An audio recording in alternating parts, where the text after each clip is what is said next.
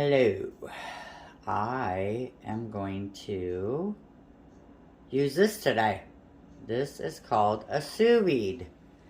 And I'm going to show you what it does. It's a pretty cool little gadget. And yeah, so here we go. So yes, I am going to show you the sous vide today. And it's a pretty cool little thing. Grab this one piece. And this is what it looks like. This is the box it comes in. Yeah, so this is what it looks like. Let's see if I can do this like that. It's got the dials and stuff on the top. You just plug it in. And yeah, and it basically cooks your meat, cooks whatever you got going on. I'll totally show you how to, you know, what to do. My boss, my old boss was a chef, and I was hassling him about not. I'm like, once I figured this out, I'm like, why didn't you ever say nothing about no sous vide? Because I'd never heard of one. And he was like, oh, it's really good for fish. But I'm not a big fish fan, so I really haven't used it yet, but my husband's requesting fish, so I'll go over that with you. So we'll be doing it together for the first time. Yeah, so but I trust him, and I do trust the YouTube channel I follow for sous vide stuff. It's called Sous Vide Everything. The guy's great, and he makes some amazing food with it. But right now, I just really use it for tri-tip, and that's what I'm sous videing today. It's delicious. And it cooks it nice and rare. We like it rare, so when you just put, it's almost like crock. You just set it and forget it. It's just so sweet. So give me a minute. I'm gonna set it all up. I turned it off. Okay, so here we go. So you need a big pot of water, or something deep enough to submerge whatever you're cooking. So this is my big pot, you know, my multi-use pot. So, oh no you don't, because I lost my videos and I haven't got to post them yet. So I have to remake some videos. Anyways, that's another day. So I got this tri-tip. It's just, I think salt, pepper, and garlic salt. Or garlic, I'm sorry. It's already seasoned. I did it a long time ago. I froze it like this, so. But you want to vacuum seal it if you can. If you can't, you got to use the dipping method, which is basically a Ziploc, and then you put it in, and as you put it in, it'll push the air out, and then you want to seal it because you do not want no water in it. So I'm going to put this in there with the sous vide. Make sure it's got enough water because it does have a max line. I'm just going to push it down there. And I'm going to add a little more water to it.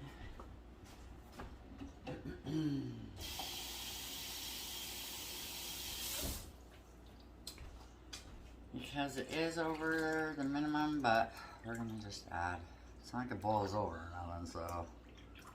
Alright, and there we go. Okay, and then it's already set because I do this all the time. Oh, okay, so let's see, it says, I think you can see. Let's see if I can dial you in a little bit more. Oh, let's see, sorry. I don't think so. I don't know how to run. Hold on. Let's see. Can you see that? I can't see. Okay. And so there's a dial right here. It says 131. That's the degrees. And that's the temperature. And then you're going to set it for 2 hours. And then you just push that again. And there it takes off. And right now the water is 60 degrees. And I don't know if, can you see the bubble action going on there? Sorry, I tried a new thing. I got a clip that goes over the pot, but this is better. So yeah, and then once it hits 131, the timer will start. And so I will be back. It'll probably take about 2.5 hours. But you just set it and forget it. Yep, this is great. Okay, see ya. Hey. Okay, so I figure I should shoot when I make anything. That's where I'm at. So there's a good recipe for mac and cheese in your Instapot.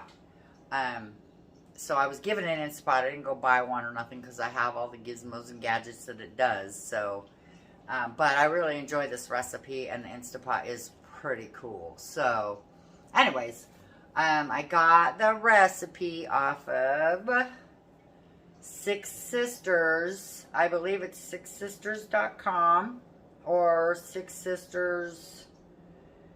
Anyways, they have a bunch of recipes, Instant Pot recipes, crock pot recipes is really what, a lot of what they do. But they got some great recipes on there, just a bunch. So anyways, so you take your Instant Pot, and I just added 4 cups of chicken broth, and it's in there. See how good I am. I'm not a good day. I'm doing better. So, yes. And then it says to add your mac first, but I use the rotoni because I like the way the mac and cheese sits in the spiral. It really catches it really well over Macaroni. I'm not a big fan. I mean, I like it. It's okay, but this is my favorite. This is the very first time I made this recipe. This is what I used because it's all I had. So, and I have used macaroni. I have used, I think I've used penne even because I thought maybe the penne would be cool because it's a tube, you know, and the cheese would get in there, and it's just not as good. The spiral noodles are just delicious. It just made the whole recipe. So, so you put that in there, and I'm gonna give it a stir. So there's my dishes that I had to wash by hand. We're just gonna give it a stir, and you just want to make sure it's all covered. And these are a little bigger, so you might have to add more than 4 cups of chicken broth, but I think I'm just going to run with it. Yeah, I might add a little bit more. Just a little water, because, you know, like I said, I don't use chicken broth per se. I use bouillon. So, but I don't want it to dry out either. We want just a little bit more, because I think that alright, that's good. And so, see, it's all covered with water. And then you're going to take,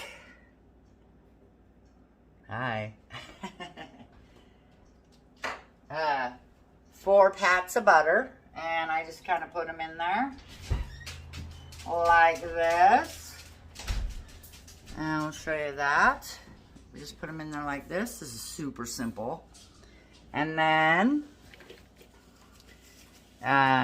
you're just gonna, it says add salt, but the bouillon's pretty salty, so I don't need to add salt. Yeah, I'm gonna try it without the salt. Usually I think I do add salt, but I'm finding that the bouillon's pretty salty. So you just put your lid on. And right now it's off, so we're gonna press manual, and we're gonna set it for 4 minutes.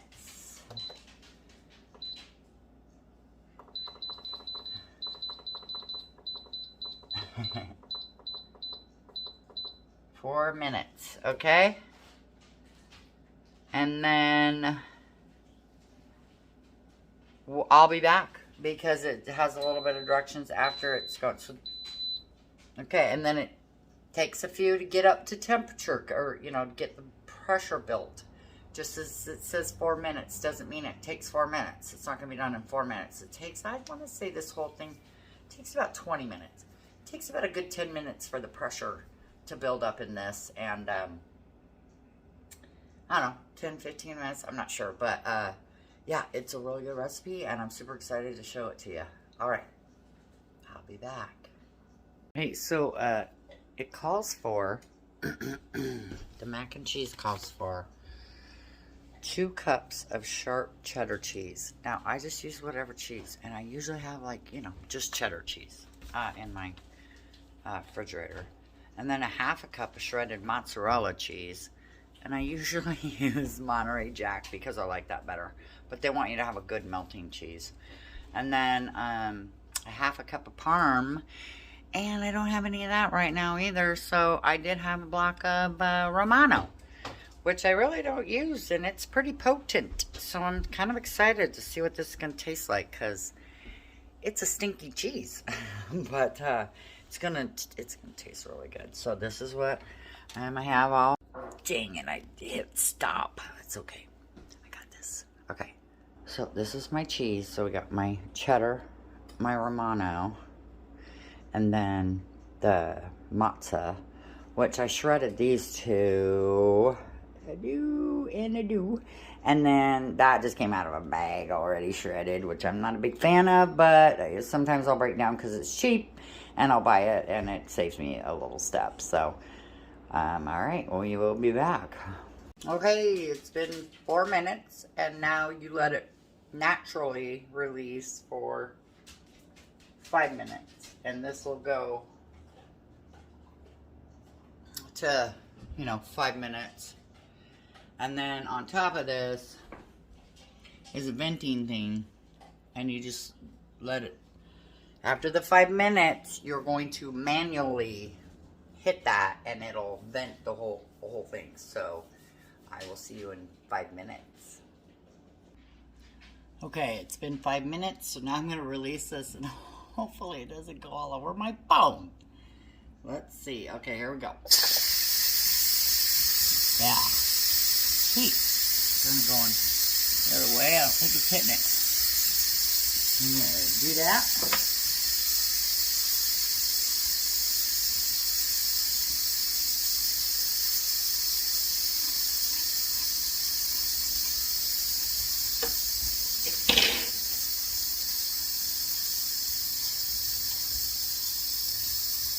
I got a half a teaspoon of garlic salt and a half a teaspoon of dried mustard powder.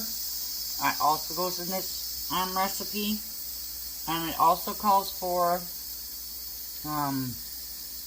parsley, but I don't use parsley.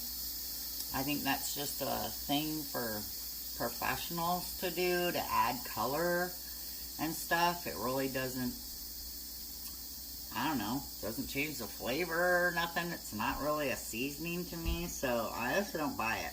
I don't use it. I don't need it. And that's the way I look at parsley. You can totally use it if you want to, but I think it's just for looks. So, I'm not wealthy. I don't need that. So, okay, that is done venting. And let me make sure I'm on. After those 5 minutes venting, quickly.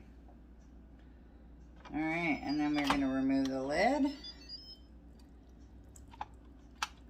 And that is all done. This is so cool. 4 minutes. Yeah. Anyways, okay, I'm going to start a little bit because sometimes it'll stick to the bottom. And there is some liquid still in there, and that's okay. And then I'm going to add the whipping cream, which I'm so glad I had. I didn't have to go to the store. That was awesome because this is like a last minute thing. My husband requested mac and cheese, which, geez, yeah, with the Instapot, shoot, it's done in like nothing. So, okay, I'm going to just throw all the cheese. I'm going to mix that a little bit. But then I'm just going to add all the cheese at once. Okay, here we go. Oh my gosh, this is going to be so good. And I really just use any cheese I have. I don't... Comes to mac and cheese, man. It don't matter. It does not matter what kind of cheese you use. Whatever's your favorite cheese. Crew cheese is really nice, but it's super expensive. But it is a good cheese to have in your macaroni and cheese. Let's just get that cheddar to melt a little better. But I really do like Monterey Jack. I just don't have any, so let me get this seasoning in there. It's all gooey and yummy already. You can see that melting. Yeah, the strands. It's the mozzarella really that melts. Got a big chunk right there. Yum.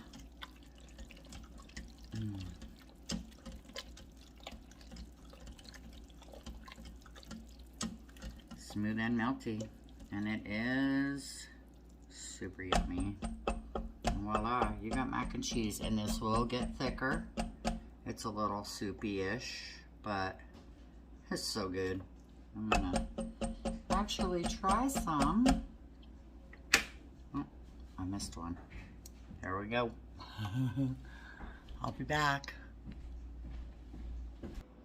Okay, that sous vide tri-tip is done. I'm gonna pull it out of the water. This is what it looks like. It's dripping all over my floor to show you this.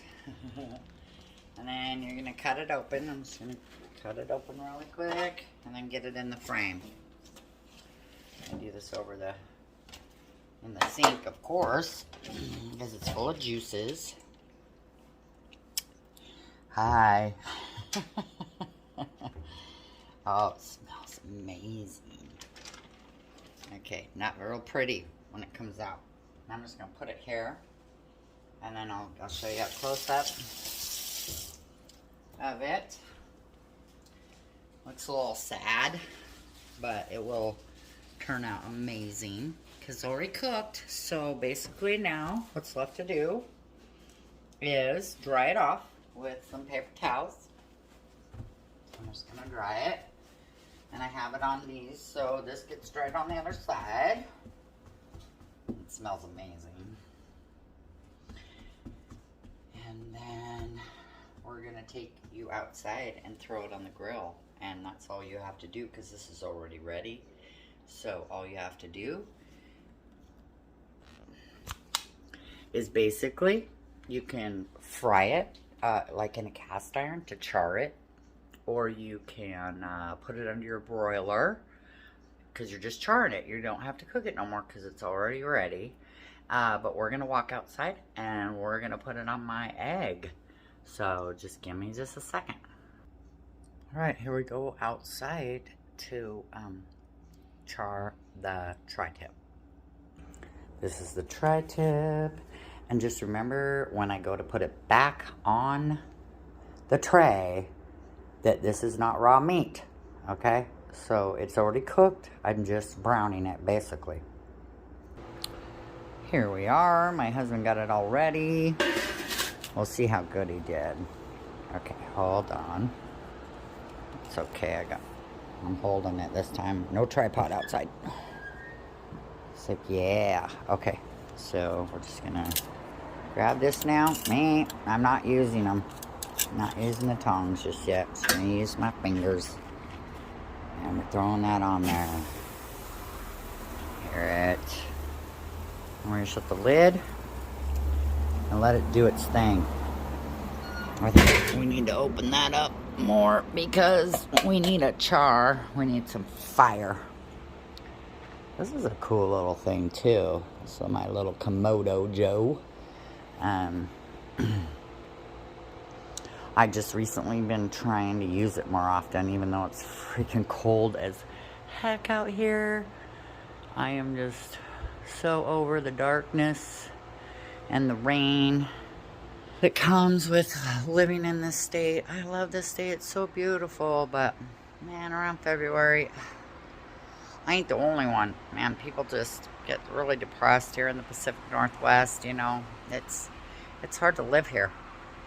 Especially when I like sun, and I like heat, and I like water. So you put those together, and that's where I want to be eventually. But it's hard to move away from the people that you love, and I just figured, hey, they can come see us, and we can come back.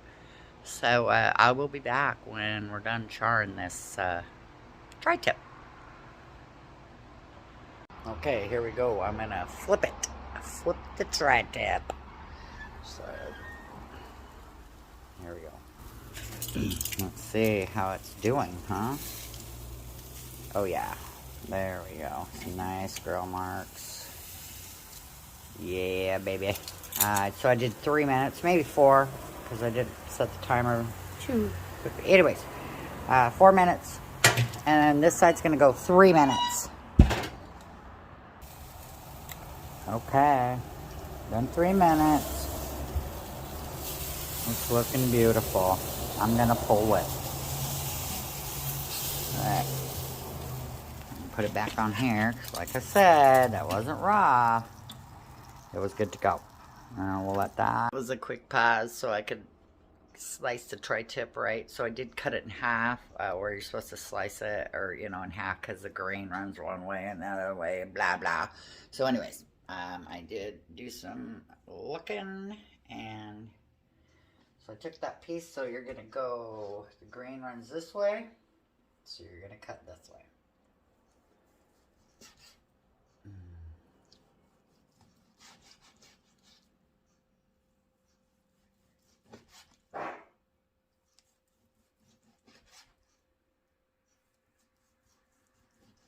Oh man, it just smells so amazing.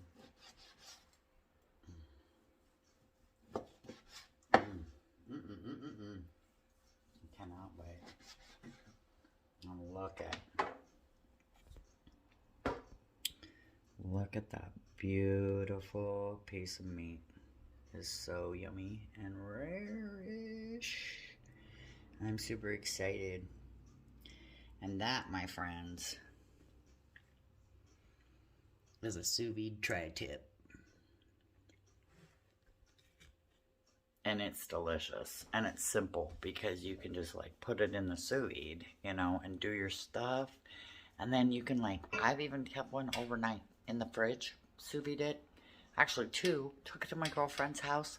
I let it get to room temperature, charred it, and served it up. It was delicious and easy. I didn't have to cook it. But what I did do was, I have many gadgets in my kitchen, so I always try to use them, So I did a prime rib with that at the holiday. I don't think I'll ever do a prime rib any other way. It was delicious, and it was, we like it rare. Some people like it medium rare. It just turned out really good, so I highly recommend the sous vide. It is a little spendy. I will put a link, if I can figure that out, where to get it. Mine is a Kitchen Boss. Let's just flip you around again to remind. And yeah, I really enjoy it, and I'm having a great time with it. I've done ribs, I've done pork chops, I've done steaks. I just try anything. I don't care. So I hope you all enjoyed this video with tri-tip and macaroni and cheese.